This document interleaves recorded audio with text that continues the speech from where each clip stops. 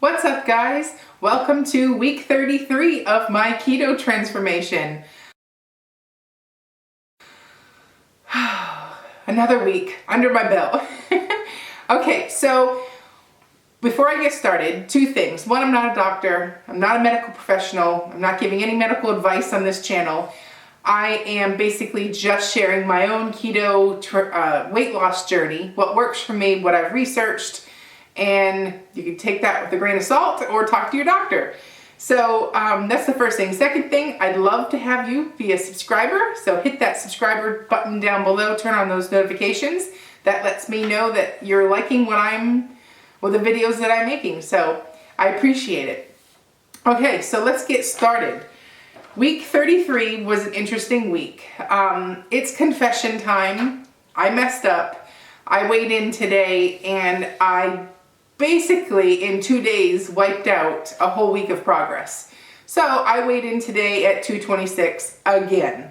So that means 0 weight loss since last week. So, and you know, sometimes I'll be like, I'll be eating on point, tracking all my macros, and I don't see a weight loss. And those weeks are so frustrating. But this week, I am responsible for not losing weight this week.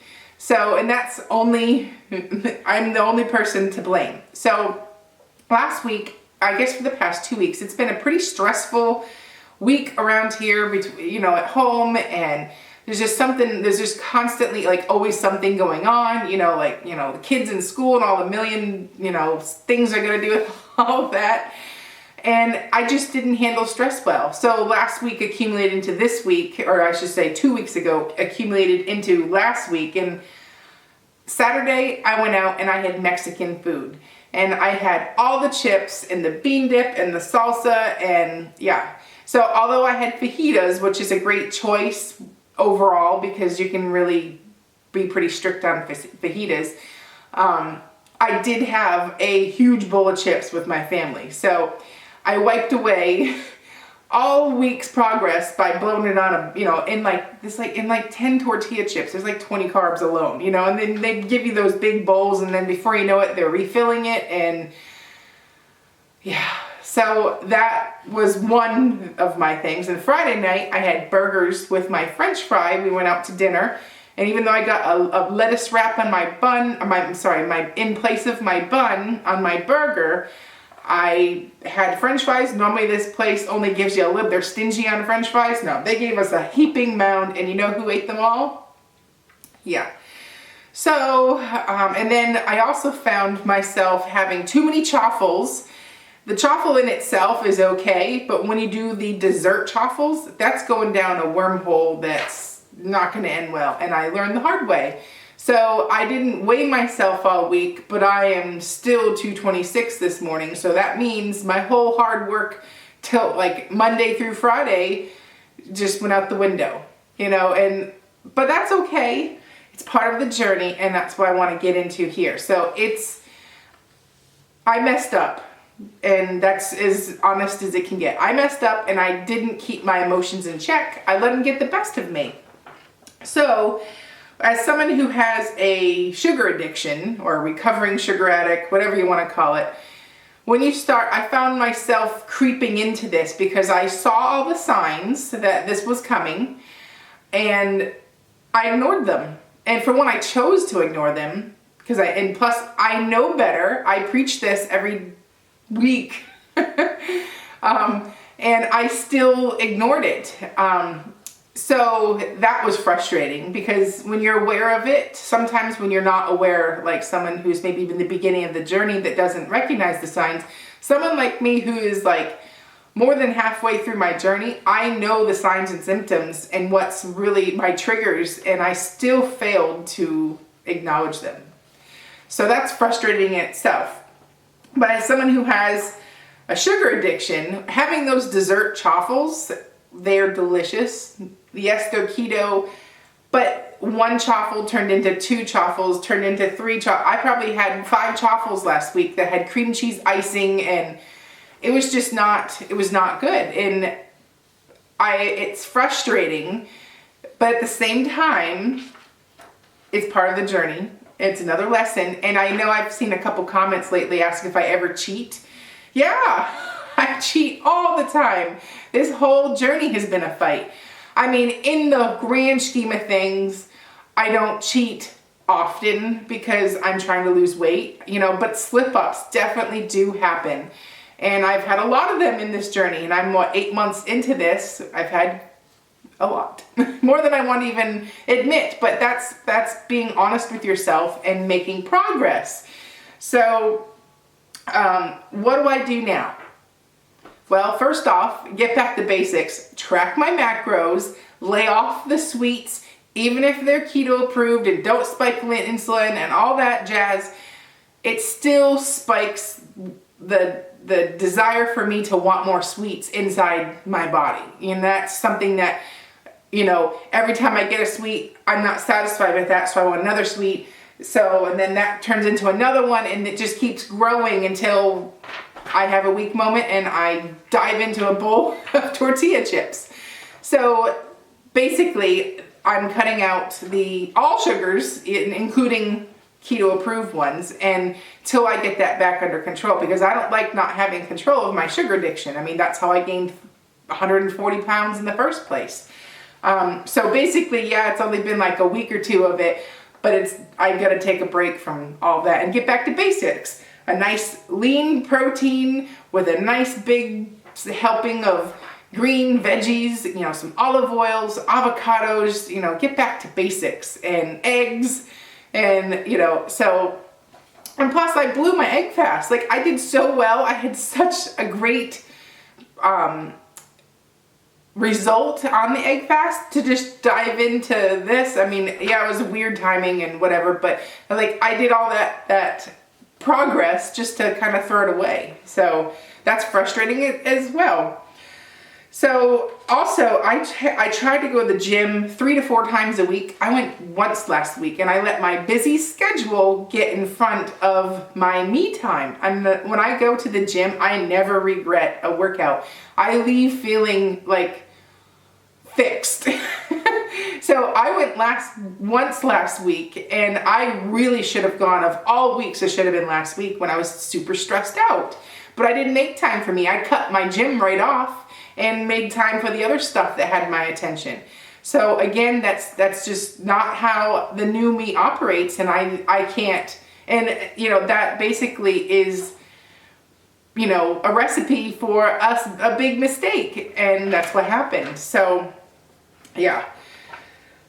So now onto the deeper stuff. And I was sat down this morning, sat with my coffee, and just thought about this whole situation. And I wrote it down so I won't say it wrong, because sometimes I can ramble and it doesn't make sense.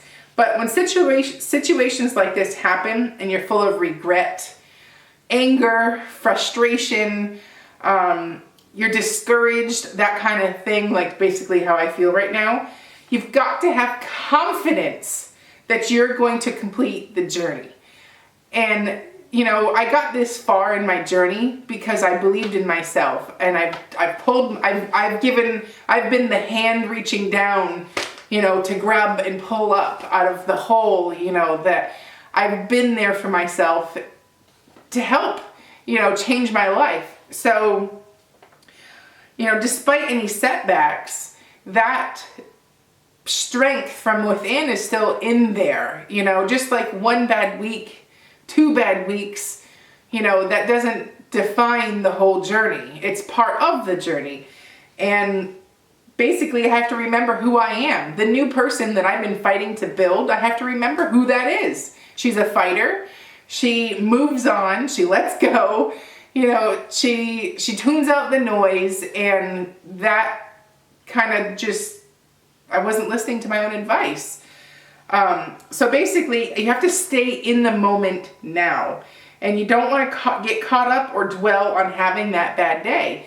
That's too much negative thoughts, energy, and it's not going to do any good. Now, this goes along the lines of letting go of your past. My past 15 or so years, I didn't care about myself. I was hiding from life. I was avoiding life. I was just surviving, you know, I can easily see how people can just have a bad week, fall off the wagon and go back. You know, like I've done that so many times. But I have to remember, that's not me anymore. This person, this girl fights and she finds a way to get it done. So basically, you're going to keep the lessons that you learned. And I find whenever I have slip-ups, it's another lesson. I feel like it's humbling because sometimes when you have such success, I see a lot of people that don't have such success that I've had in a short time. And I feel for them. But sometimes it can go to your head that, you know, like you're constantly losing, and you never have a, you know, it could seem like I could never have a bump in the road. So it's humbling to remember, even though I've had a lot of success, I'm still in this journey, and it doesn't make me immune from any of the outside things like sugar cravings, slip-ups, cheat meals, whatever you want to call them. It doesn't make me immune from that. So basically keep the lessons and love for the journey and move on from the rest of it, all the negative stuff. It doesn't justify the slip-ups because those slip-ups do have consequences. For one, I didn't lose this week. I am approaching my first 100 pounds loss, and I'm not any closer this week because of the choices that I made all last week not to care about myself and my journey. So there's consequences. It's not like you can just say, oh, move on. You know, there's things to be aware of. But it does by letting go and not dwelling on those slip-ups. It releases the toxic feelings, the negativity, and it gives you an exchange basically for peace. You know, a high, happy, move along, you know, it's not the end of the world type mentality. So basically when you do this, you can bring on healing. And by healing, I'm saying love yourself, give yourself some grace, and keep moving forward. So basically think of it like turning on a light in a dark room. You know, the light's easy to flick on, but, you know, embracing the light and embracing the change, embracing all of that and letting go of the darkness, you know, the part that you're just beating yourself up, getting discouraged, you know, all that stuff, just letting it go and just moving along. So that's basically my plan. I'm going to share a meal plan at the end of the video here. A new month is coming. This is the last day of the month. So it's a new, you know, it's like it kind of worked at the right time because you can step into a new month fresh, recharged, and let's do this. So I'm going to basically have a very clean eating week. All the extras are going to get cut out, and I'm going to show you exactly what I have. And I thought I'd challenge myself 7 days of logging everything in my food and sharing it, like a video every day of what I ate in a day. So I'm going to post the meal plan, and then, you know, what the macros and what it looks like, the recipe for it will be in the daily video. So I thought it'd be a great way to pull myself up out of the darkness and show you can do this, because I'm not the only person in this channel that has struggled with having a slip up and a stall on the scale, which it's not a stall because it was my doing. But basically, I thought this was a good shirt to have today. This shirt says, don't, you know, stop with the negative thoughts, stop having all the extras that you don't need, and don't give up on yourself. So I was like, you know what, I'm wearing this shirt today. I haven't worn this in a while because it's I don't know, it's a good shirt for today because I needed something like this to happen and recharge, refocus, because, you know, I'm 83 pounds down in my journey. I'm not done yet. So there's a lot of work left to do. So I urge you to come do this with me. Don't beat yourself up. It happens to the best of us, and it's not the end of the world. So keto on and enjoy this meal plan. I'll see you next week. Bye-bye.